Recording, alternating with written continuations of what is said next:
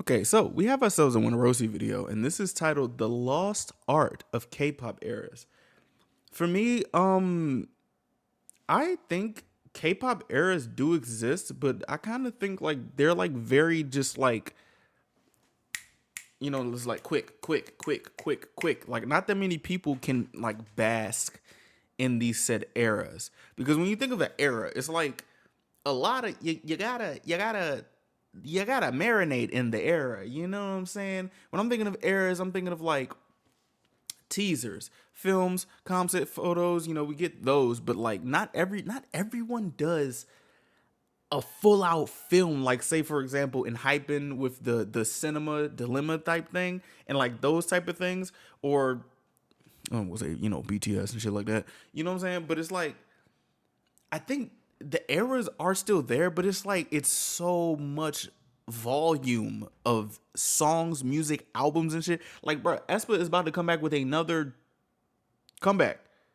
and I'm like, bro, we can we like marinate in Armageddon? Like, I don't know. I'm just thinking like, of course, it's gonna be a different opinion than mine. But I do like to think like errors do still exist. It's just it's so fast paced, and it also with time speeding the hell up adds to that fast pacedness. And you could say if you disagree in the comments, please let me know. But I'm just like it does feel like there's just not that much detail or time taken into these eras because right when we got an era, we're thinking about the next one.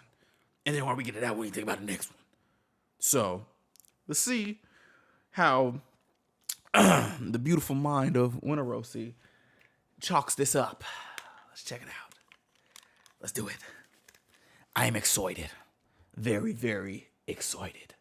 Let's go. The real issue in K-pop right now is that comebacks don't feel like eras anymore. Let me get my water because it's about. Oh shit. Hey. Yeah. Let's burn. When I first saw that tweet, I was on board with it, until I started thinking it over. Did K-pop comebacks really feel like eras back in the day? I can't say for sure, but after almost 8 years of being a fan, I have to say, not really. Really? But it does exist somehow. There have been a few comebacks that felt like eras, but it's rare, especially recently. Most of these eras are tied to full albums, which is already a rare thing in itself. There are also album series that span multiple releases, which do create an era-like feeling. But again, That is true.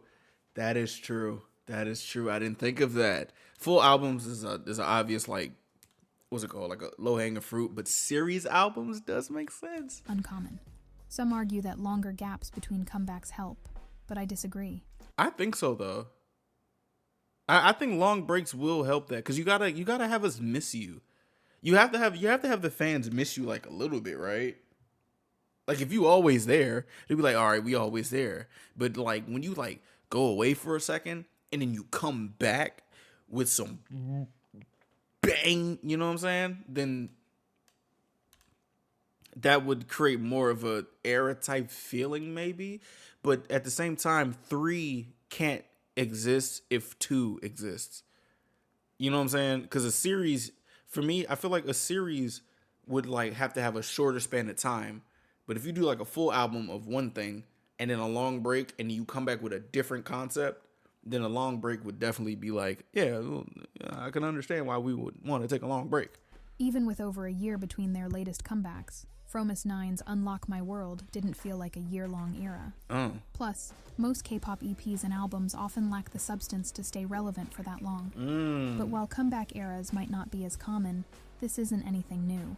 Unlike the Western music industry, where artists take years to release and promote an album, K-pop thrives on quick, frequent releases, and that's fine. Because in my opinion, K-pop actually has its own version of eras.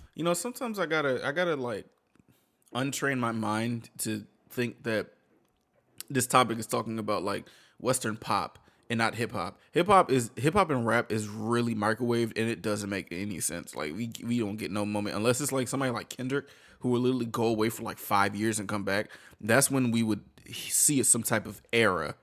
But everything else is just like, bro, drop, drop, drop, drop, bang, bang, bang, bang, bang, song, feature, feature, feature, feature.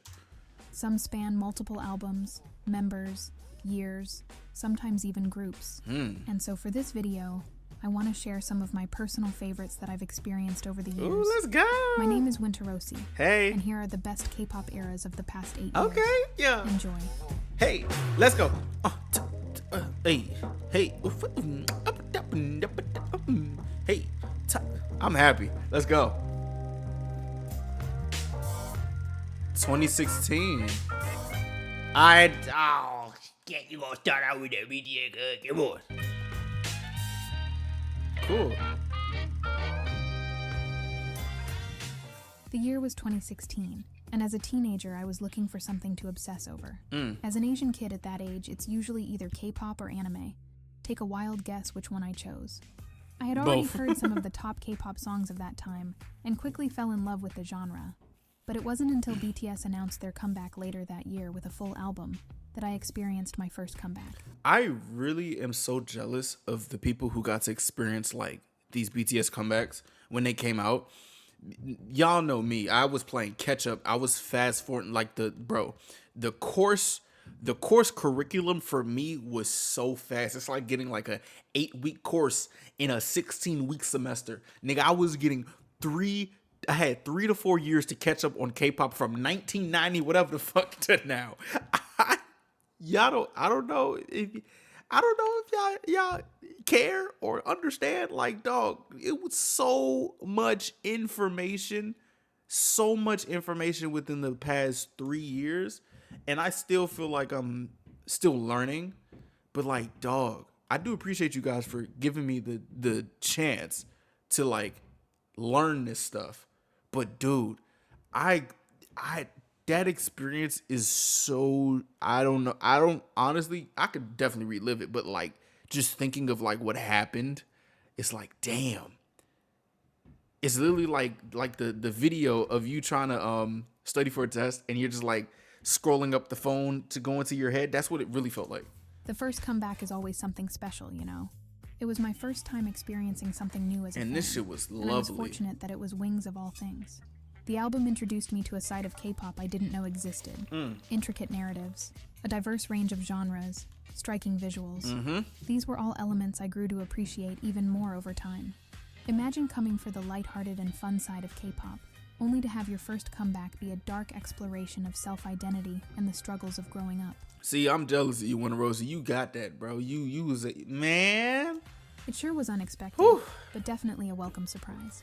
The way each member had their own track, delving into personal battles, with a video for each one as part of the rollout, was incredibly creative. It really pulled you into the world they built, sparking your imagination and encouraging you to come up with your own theories.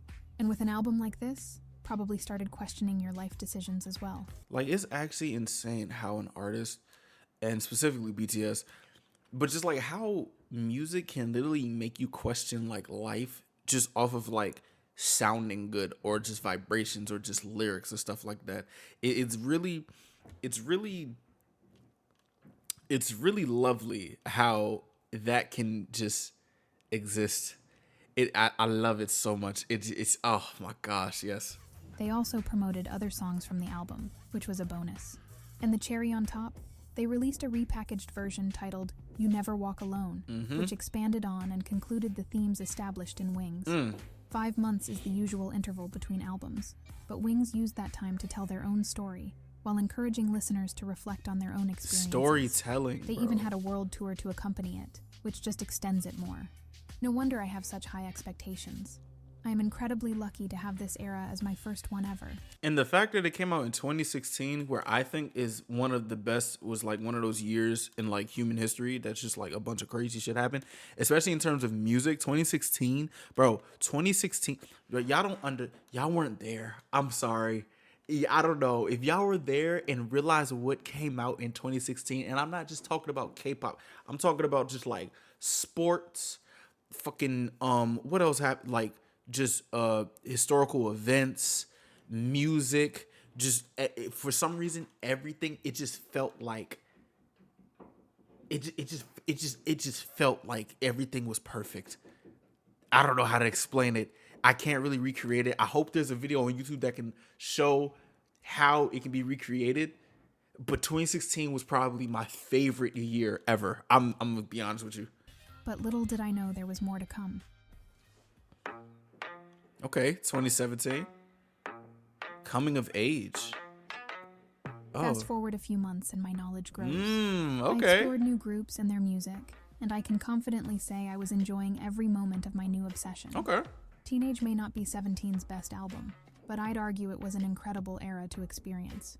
Like many K-pop albums, the themes weren't groundbreaking. Life, youth, and coming of age. Nothing we haven't seen before.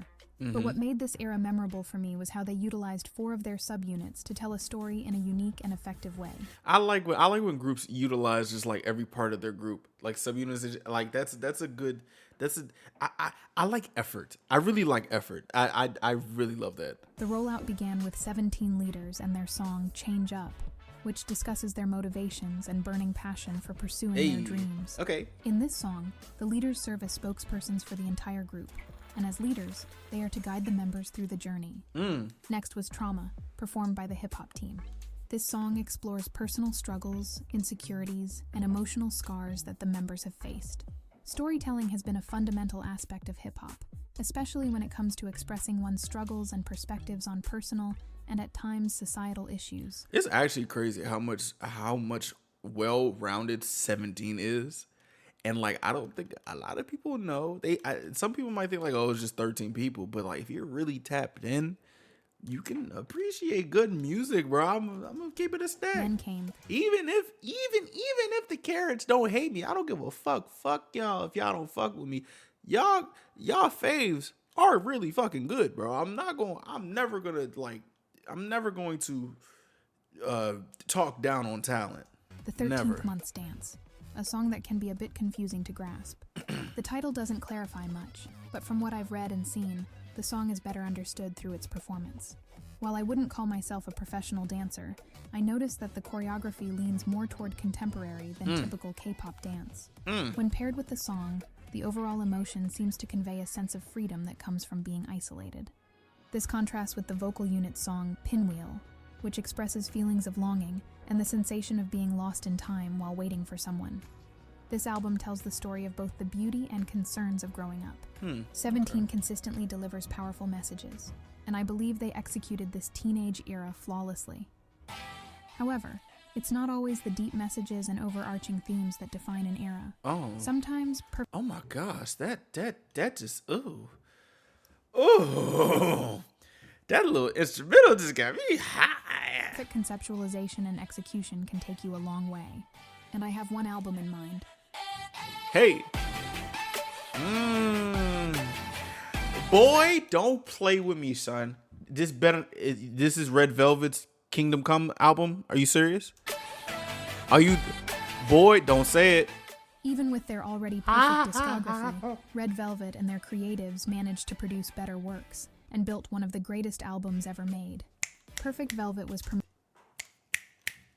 Bro, this album is so good, son.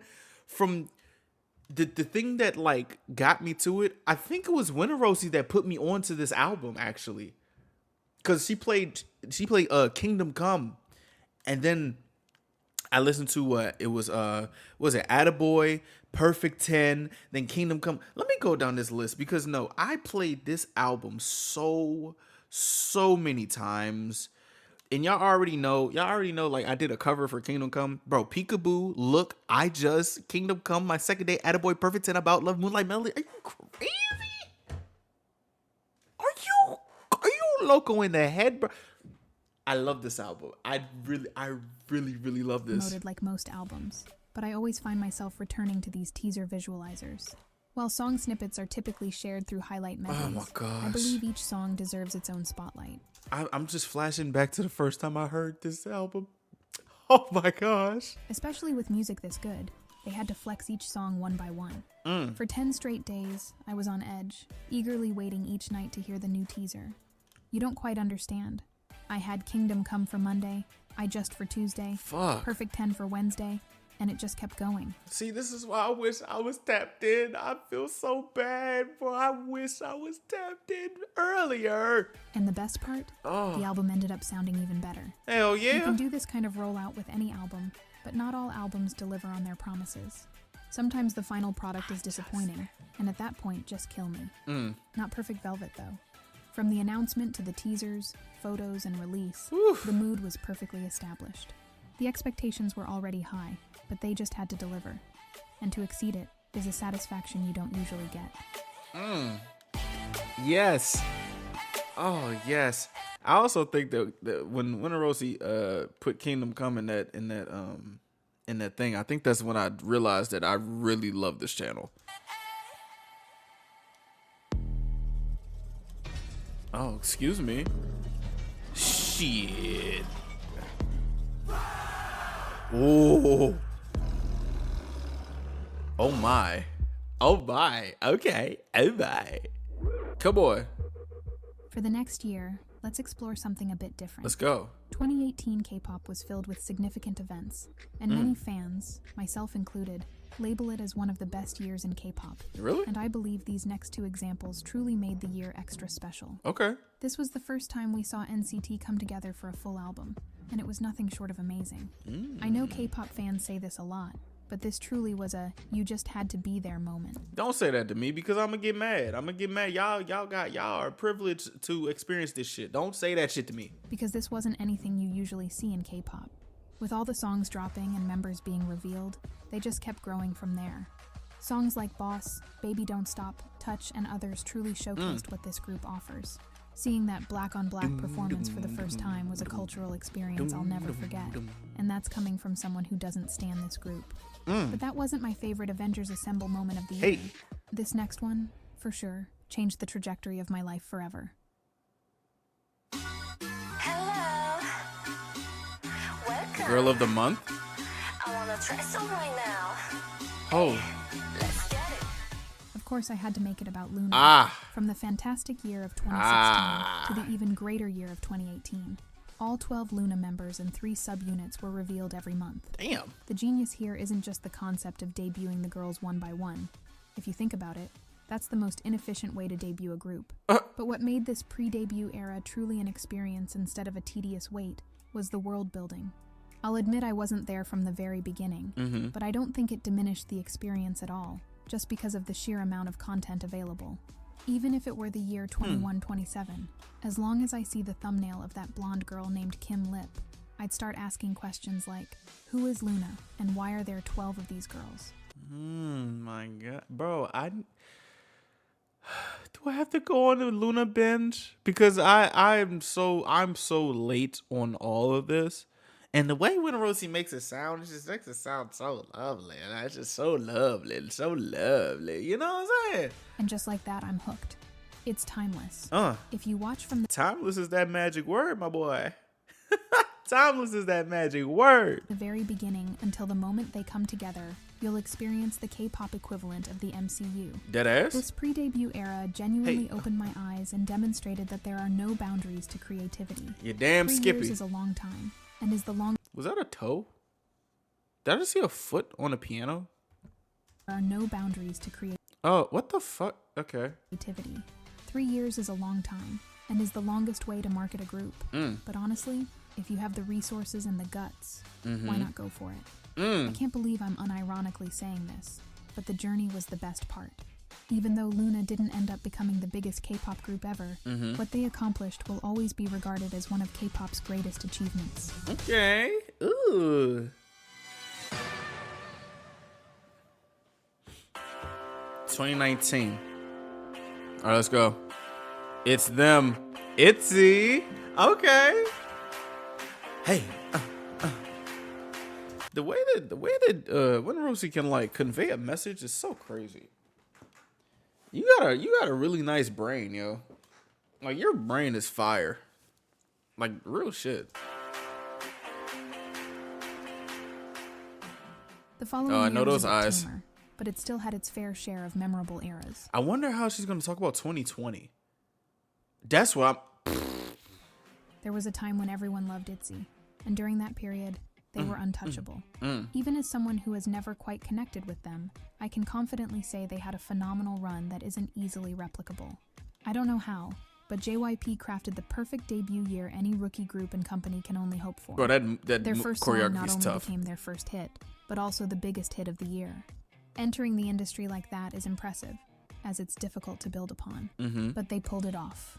The easiest approach was to have something familiar yet different, which led us to Icy. And to wrap up the trilogy, It's me. they needed the best of all, a grand finale as I'd call it. Compare it to most mediocre trilogies, it really gets you thinking how hard it is to pull off something like this. It fits ITZY's concept too. If they were to present themselves as this rebellious group, might as well start with a bang, right? This approach propelled ITZY to become one of the leading groups in the industry. ITZY is definitely a name that will be remembered in the K-pop history books. But that wasn't my favorite trilogy of the year. What is ITZY's it? trilogy lasted a little longer than the year. Okay. So if I had to choose who truly stood out in 2019, it would be Red Velvet.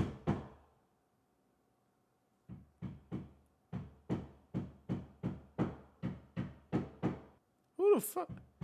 What the hell going on? And their legendary trilogy, Rave Festival. Oh. Festival of Dreams. Okay. Unlike other trilogies, this one was a bit unusual, and let me explain why. I never associated this album with having strong narratives or anything like that. There may be underlying themes, but not as intricate as how some groups do it. Red Velvet has always taken pride in being a group that simply does what they do. They don't follow current trends or rehash old sounds. It's all about pure creative freedom. No one in their right mind would put Zimzalabim and Psycho in the same series, but they did, and thank goodness for that. This is a true showcase of range you don't often hear in K-pop. We love range here. We love range on this side of the Mississippi. We love it. That only Red Velvet is willing to explore. The album feels like a festival. Rides, food, mascots, toys, all combined into one experience. That's how it felt for me in 2019. I felt like I was waiting for a new ride every few weeks, and it brought me so much joy. That, or maybe it was just their most active year as a group. Bro, this instrumental, this is rocking my brain heavy. Either way, I am thankful to have been there. Other examples I'd like to mention are ATEEZ's Treasure series and G-Friends Box trilogy. Okay. 80's approach was similar to ITZY's in that they quickly established the type of group they would be, leaving a strong impression on everyone. Love it. G-Friends trilogy, on the other hand, marked the beginning of something new. They were always a solid group, but they played it a bit safe and risked being left behind by their peers. However, in 2020, they found their footing and delivered something fresh. It was a bit risky, but personally, I thought these 3 releases were some of their best work. I like these So album I'd say covers. it was worth Damn. it. Kind of. Oh, Drop it. I just want a little bit. we skipping. Oh, damn. Damn. Hey. Ooh. And, We've talked about eras that span multiple albums, releases, and members, Okay. but nothing quite compares to this next one. This is an era I'm sure many of us experienced, so I know most of you will understand me. I've always believed that girl groups are the overall frontrunners of the industry, but in 2022, it felt even more apparent. In just 1 year, from legends to rookies, we saw all these amazing girl groups releasing music, making it a truly exciting time to be a fan. I'm not even gonna talk about like the years in K-pop because I wasn't, I guess, locked in to know the shift. But I feel like in music as a whole, it has been a very, very, very, very, very, very prevalent shift, and I'm here for it. But I want to focus on these 3 groups that Damn. took the girl group scene to the next level that Okay. year. With just 3 singles in less than a year, I've quickly made a name for themselves. This group reminded us of how simple K-pop can be. Because more than anything, K-pop needs good music. Yeah. And they've consistently delivered that. I'd love to discuss I've even more, but we all know this video would be 10 times longer. The second girl group that shook the scene was none other than Les Seraphim. Nowadays, speaking positively about this group feels almost like a crime. And I still don't understand it. There was a tweet I seen. No, not a tweet. It was a comment I seen that said like, bro, the hate on this group is so forced. Like I deadass don't get like what the reason to hate them. Like I really don't understand it. But back then, everyone had nothing but praise for them. Especially with their first 2 releases, it seemed like K-pop had crafted the perfect group. To me, these two albums sounded like polished jewelry. And that's not you. Bro, hey, that first album was nut. Oh my gosh, bro. I just love it. I love La Seraphim, gang. I can't say too much or to that. I just love La Seraphim, gang. While I don't think they're the best, they were perfect in their own ways. The perfect blend of mainstream pop and ambition. Then there's New Jeans, who completely destroyed the scene. Hell yeah. This group made me wonder, why can't all groups be this well thought out? From conceptualization to the final product, they felt like they genuinely had something to offer. While some of you are still unable to accept it, their debut truly shifted something. I agree. I feel like New Jeans is, you know what, man? I'm gonna be honest with you. Whatever the fuck happened with the fans, that shit is not gonna stop me from liking New Jeans. Like, I don't give a fuck what a fan has to say about me, bro. I still like New Jeans, and I'm a stand on that. Their music is great. Their impact is great. Their effect on the fucking internet is great. I'm never gonna take that away from them, ever. No matter what a Toki says, no matter what a Mini-Jin says, I don't give a fuck. Their music is great. Others have tried to replicate it, but most companies have failed. They think that putting girls in jeans is the answer, but it isn't. They thought it was about UK garage, but it wasn't either. It's about dedication and the willingness to take something simple and make it extraordinary. I like In that. other groups' defense, that's much easier said than done. That's why these three groups set themselves apart. Okay. Even though public reception for them has shifted somewhat since then, it doesn't change the fact that, even for a moment, they were at the top. Hell yeah. Ooh. One thing I want to say, though, is like, regardless of whatever happens with these groups, and regardless of how public perception says these groups, you really cannot take away the impact and what they've done for music and for K-pop as a whole. You can't take that away. I don't care what the fuck happens. Like, I'm not finna go back if some shit happens and be like, oh, New Jeans was ass. No, I'm not dumb. I'm not like that. I'm not like these people on Twitter. I'm not like that. I know what I said, and I stand on what I said when it comes to what group I like, the music I like, if I love them or not. I stand on what I said, regardless of whatever happens. At the end of the day, I say and I state that I will keep it to the music and keep it music. The music is fire. The impact is fire. I respect it. You know what I'm saying? You know? So, hey, you can't deny it.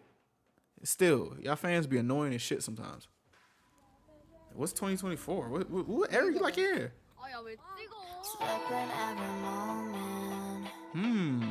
Can never get enough. Hey. Never ending circles. Can't get you on my mind. Triple S. Hey, let's go. I don't talk about Triple S as much as I should, especially since I believe they're one of the most ambitious groups out right now. Hey. The group was formed gradually by revealing one member at a time across multiple releases, culminating in their own Avengers Assemble moment. They have dedicated and flexible subunits that showcase a wider variety of styles, along with an overarching lore and specific narratives for each unit. Their themes explore topics like self-esteem, dreams, first love, to even less common ideas like the necessity of challenging the status quo for growth. Oh, shit. For a group this ambitious, you need more than just a typical debut to win people over.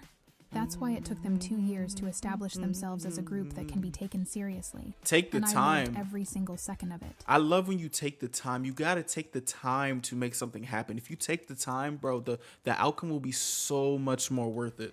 My 2023 wouldn't be complete without their existence. During this debut era, they released one of my favorite albums in K-pop. I love along with Rising. Some of my favorite songs and videos, capturing all the wonderful aspects I love so much about K-pop. The Idol of All Possibilities is a name that carries significant weight. There's a big promise here, which is why I wouldn't want anything less from them. For some, this group might feel a bit over the top and could turn them off. That is the biggest hurdle they need to overcome, and that's no easy task. This group is set up to fail as much as they are to succeed, and I mean that in the nicest way possible. But after living through that extensive debut run before we finally got to the final 24, I think it's safe to say they're on the right track. If there's a possibility of having a 24-membered girl group with a mildly confusing concept be the best in the industry, why not? With the debut era over, I am simply too excited to see what comes after. In conclusion, while K-pop may not have album-dedicated eras, we have our version of them. I Some like are based this. on releases, some by year, and others by artists, but the essence of an era is present. But I think a takeaway here is that most of these eras are formed and remembered by personal experience. Many of you might not relate to everything I've mentioned, and I know you each have your own stories to share. Unironically speaking, maybe K-pop eras were the friends we made along the way. Aww. Depending on the circumstances, the feeling can be better or worse for any of us. So the next time the stars align, feel free to enjoy it. And if you don't, that's perfectly fine too. You done did it again, yo. You did it again, bro. I don't know how the hell you're able to do this, but like your videos are like fucking stories. You just have a way. You really have a way, bro. You really have a way. And this was perfectly said about like K-pop eras. At the end of the day, what I got from this video, honestly, the main era is girl, women, the feminine era. That's what I get from this. And I'm excited. I've always been excited, but I'm excited to see what's to come. I can always appreciate what's been and what is now. Hey man, I'm here for the ride, bro. I'm really here for the ride because it's just gradually gets better. I feel like it can only get better. Even if people be like, oh, K-pop is going to go, bro, it's only going to get better. It's so many possibilities, and all we need to do is just wait and watch. It's only up to us if we got the attention span to do so.